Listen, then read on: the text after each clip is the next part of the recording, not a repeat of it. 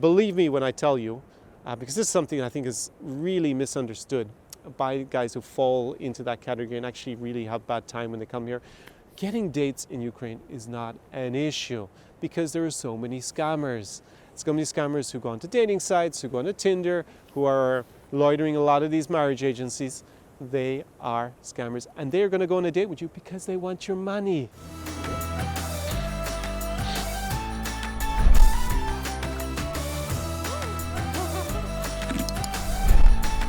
Tsar Experience.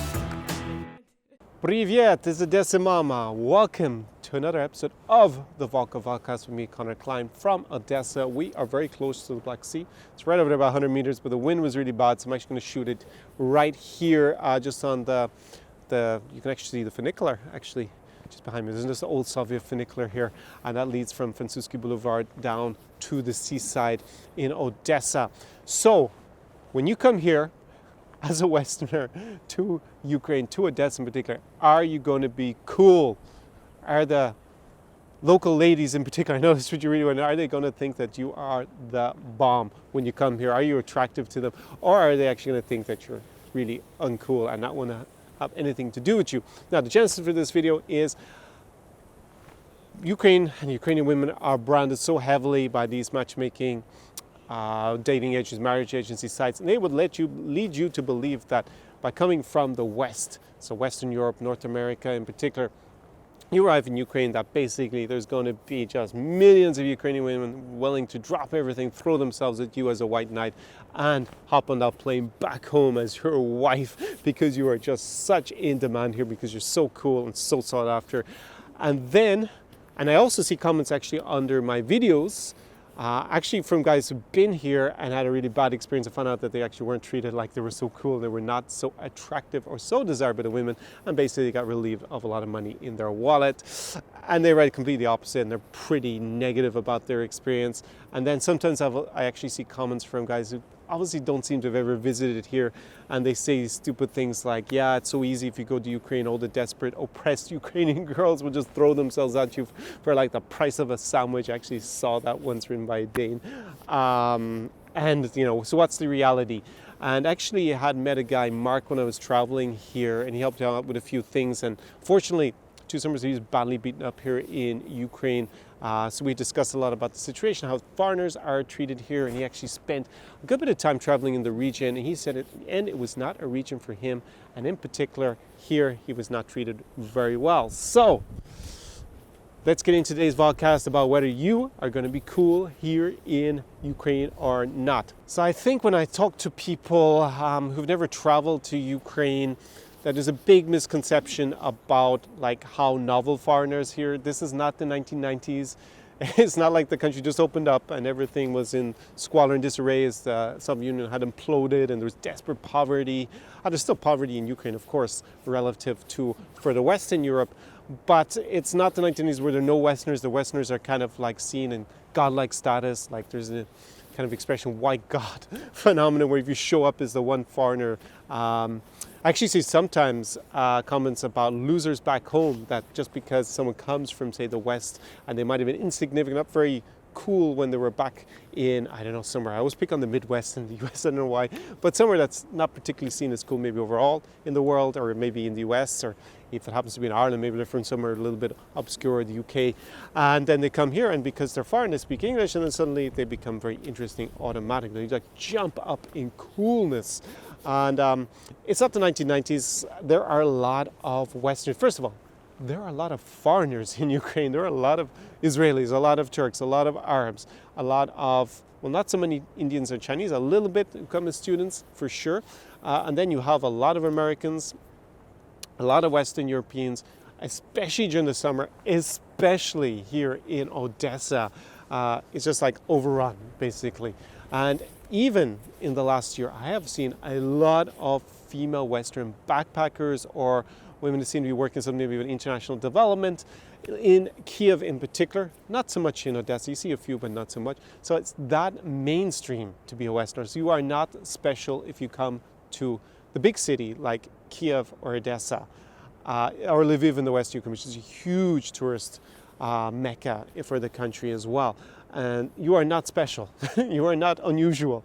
That's the first thing to point out if you come here as a foreigner. So don't expect people to be like, wow, you are a foreigner if you come here just for being British or American or Australian. There are lots of you, and there are especially lots of you during the summer in this city hunting women. So don't think the local girls are going to be precious because you're a foreigner. Now, the second thing is that Ukrainians are not, unlike in the 1990s, trapped here whatsoever. They have visa-free to Schengen.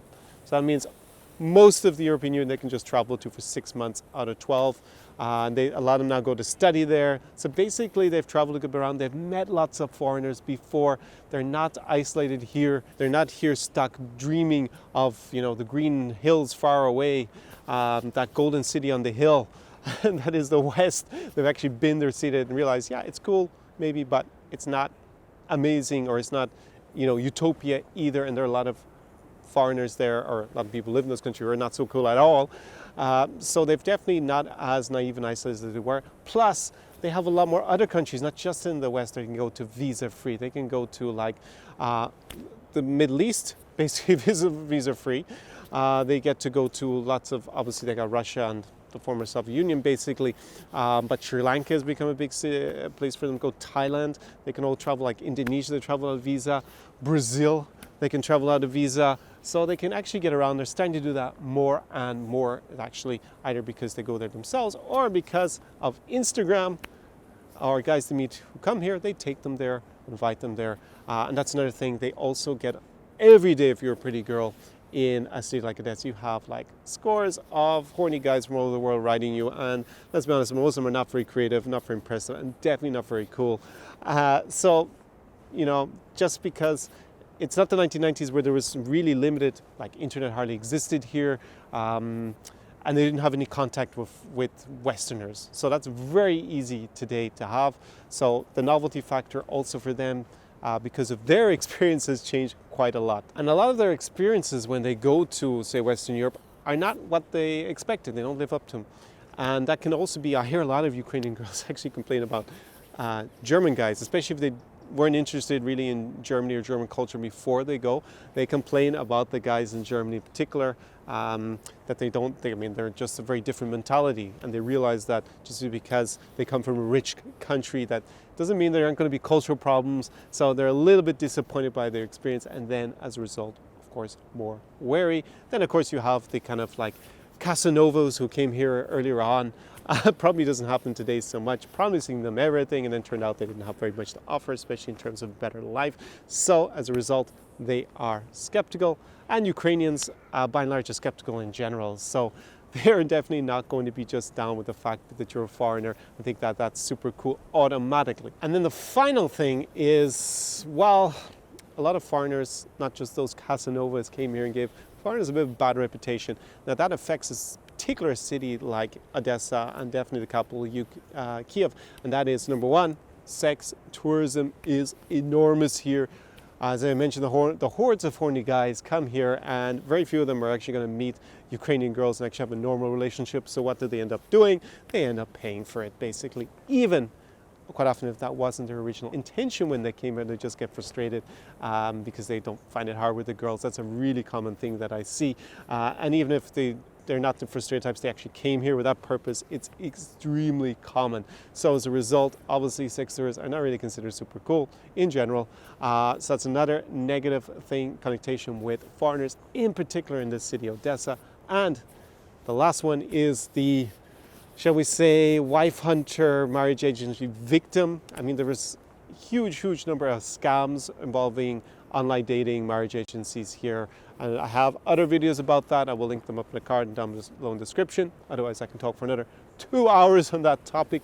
But basically, a lot of foreign guys, and they're brought not just here to Odessa. It's not as common in Kiev, I think, or in the west of Ukraine, but this was the center of it. And on top of that, then they seem to bring a lot of them to Nikolaev and to Kherson a lot. You have a lot of these romance tours. Not saying they're all scams. One of my clients did go one and they didn't scam him. It just wasn't very successful for him. But in general, just that whole scene, it doesn't really make foreigners look cool, let's be honest. But if they have to come and have I don't know, the social events set up for them because they can't go to a normal nightclub and meet women. They have to have it set up like that where there's 300 of them there, and then the 12 guys or whatever try to talk to the hottest 30, 50 women, I guess, who go to it. And it's all a little bit like they don't fit in a normal nightclub. That's why they need it. Again, these types, and a lot of them unfortunately get scammed, maybe not necessarily by the agencies, but by a lot of girls who go and target them, or just online dating in general.